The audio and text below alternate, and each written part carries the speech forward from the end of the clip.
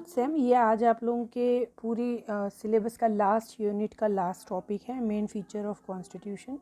और इसके अंतर्गत हम लोग संविधान जो हमारा निर्मित हुआ उसमें क्या क्या मुख्य विशेषताएं थी उसकी, उस संविधान की, जिसको लेकर के हमारा संविधान जो है, जो रूल्स एंड रेगुलेशन बुक होती है किसी भी देश की, उसे क्या मुख्य विशेषताएं हैं उस पर आज हम लोग चर्चा करेंगे। बच्चों, ये क्वेश्चन कभी भी आए तो इसमें आप लोगों को मेन फीचर्स में बहुत ज़्यादा डिटेल स्टडी नहीं चाहिए। इसमें मेन फीचर्स जो उसके हैं उसको सिंपल वे में, सिंपल लैंग्वेज में आपको इम्फेसिस करना है, बताना है। On January 26, 1950 the constitution of India was declared and India became a Republican government. 26 जनवरी 1950 को भारतीय संविधान लागू कर दिया गया और भारत एक गणतंत्र राष्ट्र बन गया। It was developed by a council made by the constitution and led by doctor Bhimrao Ambedkar. ये एक संविधान सभा के द्वारा विकसित हुआ जिसके कि नेता डॉक्टर भीमराव अम्बेडकर थे। Main feature of the constitution, पहले मैंने सारे फीचर्स एक साथ बता दिए, फिर उसमें से इनमें जो ज़्यादा इंपॉर्टेंट है उनको मैंने अलग से भी बताया है। India is a secular democratic Republic in which adult vote is very important aspect. Bharat एक धर्मनिरपेक्ष गणतंत्रीय प्रजातांत्रिक राष्ट्र है जिसमें वयस्क मताधिकार बहुत महत्वपूर्ण है। दिस सिस्टम, बेटा बच्चों, इसमें इस चीज़ में आपको अभी यहाँ पर ऐड कर देती हूँ कि जो एडल्ट वोटिंग है, ये कांग्रेस शुरू से इसकी डिमांड कर रही थी और जो है सरकार उस पर हाँ नहीं करती थी। और जब ये बात रखी गई भारत सरकार में, जैसे ही आज़ाद हुई रखी गई, तब भी लोग ये कह रहे थे कि चुनिंदा वोटिंग रखी जाए, लेकिन एट लास्ट ये बात एक्सेप्ट की गई। This system is based on adult vote parliamentary system. ये जो सिस्टम बनेगा ये वयस्क मताधिकार के द्वारा चुनी हुई संसदीय व्यवस्था के आधार पर बनेगा। India will be a federal government including different provinces. Bharat विभिन्न प्रांतों को मिलाकर बनाया गया एक संघीय सरकार, संघीय राष्ट्र बनेगा। संघ का मतलब होता है ग्रुप ऑफ स्टेट्स, फेडरल मतलब संघ, संघ मतलब group of states. Rights of state would be clear and declared. जो अधिकार हैं राज्यों के वो एकदम स्पष्ट और घोषित थे। Some basic rights to, basic या fundamental rights to given to the people are also provided by the constitution to people, like freedom of speech, freedom to make organization etc. इसको हम लोग अलग से डिटेल में भी देखेंगे। भारत सरकार ने यहाँ के लोगों को कुछ अधिकार, जिसको हम फंडामेंटल राइट्स कहते हैं, वो दिए गए। और ये अधिकार जो थे, इसके बारे में भी जब संविधान सभा में बात रखी जा रही थी तो ब्रिटेन वॉज अगेंस्ट, देश के अधिकारों की कोई ज़्यादा ज़रूरत नहीं है, हम लोग इसको स्किप भी कर सकते हैं। लेकिन भारत की कांग्रेस सरकार जो थी वो इस बात से रिजिड थी कि नहीं, फंडामेंटल राइट्स होना ज़रूरी है। Any type of discrimination not accepted by the constitution. संविधान के द्वारा किसी भी प्रकार का विभेद या नहीं सहा जाएगा। Equality before law is compulsory for all the people. कानून के समक्ष सभी लोग समान हैं, इस बात को मानना पड़ेगा। Discrimination on the ground of religion, caste, sex and birth place is not allowed.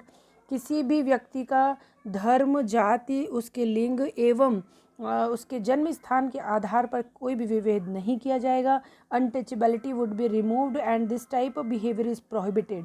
अस्पृश्यता भारत से दूर की जाएगी। इस प्रकार का कोई भी व्यवहार यदि हो रहा होगा तो निषिद्ध होगा।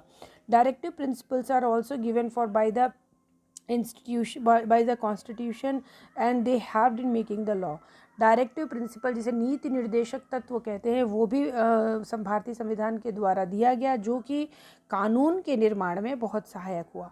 अब इसमें से हम लोग जो इम्पॉर्टेंट चीज़ें हैं उनको निकाल कर हम उनको डिस्क्राइब करते हैं। सबसे पहले adult voting.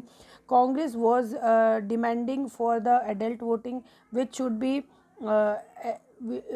which should for every community. This was accepted by the constitution. मैंने आपको पहले ही बताया कि इस पर बात बहुत आर्ग्यूमेंट भी हुए थे कि सबको अधिकार ना दिया जाए, चुनिंदा लोगों को ही अधिकार दिया जाए, लेकिन एट लास्ट एडल्ट मताधिकार की बात को, वयस्क मताधिकार की बात को सभी ने माना। इस संसार और संविधान में उसे विशेष स्थान दिया गया।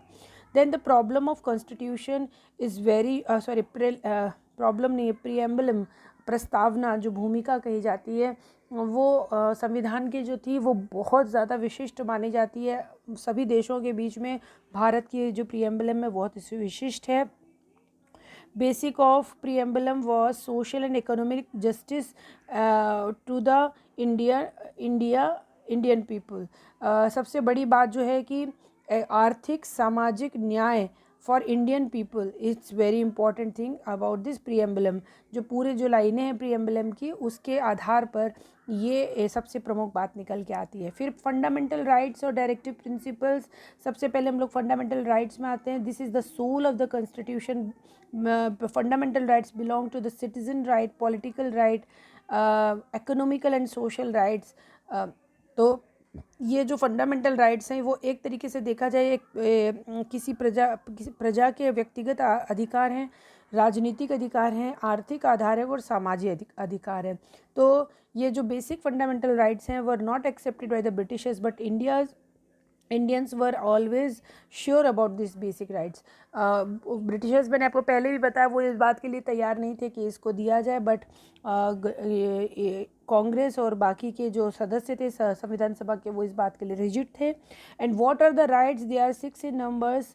राइट टू इक्वलिटी मतलब समानता का अधिकार, राइट टू फ्रीडम मतलब स्वतंत्रता का अधिकार, राइट अगेंस्ट एक्सप्लॉयटेशन शोषण के विरुद्ध अधिकार, right to freedom of religion धर्म की स्वतंत्रता का अधिकार, कल्चरल एंड एजुकेशनल राइट सांस्कृतिक एवं शैक्षणिक अधिकार, राइट टू कॉन्स्टिट्यूशनल रेमेडीज संवैधानिक उपचार के अधिकार। सो ये सारे राइट्स हो गए। उसके बाद the directive principle of state policy of India are the guidelines of 15 principles given to the federal institution governing the state of India. ये जो डायरेक्टिव प्रिंसिपल्स थे, ये एक तरीके से नीति निर्धारक तत्व थे राज्यों के लिए, ताकि ये 15 जो हैं ये नीति निर्धारक तत्व हैं। यदि राज्य को आवश्यकता पड़ती है तो इन्हीं के आधार पर वह सामान्य कानूनों को बना सकता है।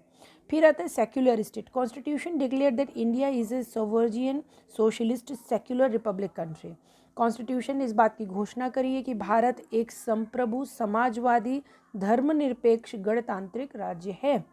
Secular means all the religions have right to develop but any religion should not interfere any religion. इसका मतलब होता है कि सारे धर्म समान हैं और वो अपने हिसाब से डेवलप हो सकते हैं, अपने हिसाब से अपनी धार्मिक क्रिया विधियाँ कर सकते हैं और सबको इसका सम्मान करना चाहिए और किसी को भी किसी अन्य धर्म के बीच में विरोध नहीं करना चाहिए। Federal structure, it is a called the centre of the state, centre of the state. देखिए फेडरल स्ट्रक्चर क्या होता है, मैंने आपको शुरू में बताया, प्रांतों के जो संघ होता है, ऑर्गेनाइजेशन होता है, वही फेडरल स्ट्रक्चर होता है। It is a group of state and India is a federal of state. भारत जो है वो कई राज्यों का एक संघ है। Every people is a member of India but in USA a person citizen of state as well as the USA.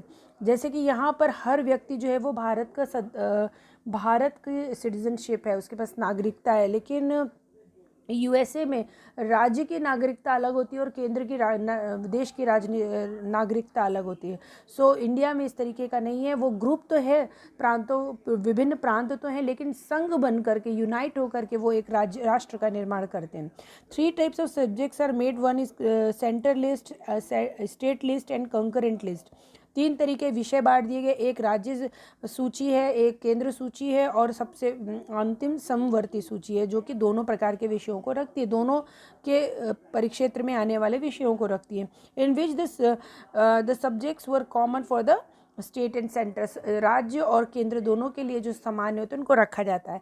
According to justice Sikri, main features are constitution as follows. अब सीकरी जो है, जस्टिस सीकरी ने जो विशेषताएं हैं उसको एक लाइन में यूँ बताया था कि supremacy of the constitution, Republican and democratic government, secular characteristics of the constitution, distribution of the rights between legislature and the working council and federal structure of the India.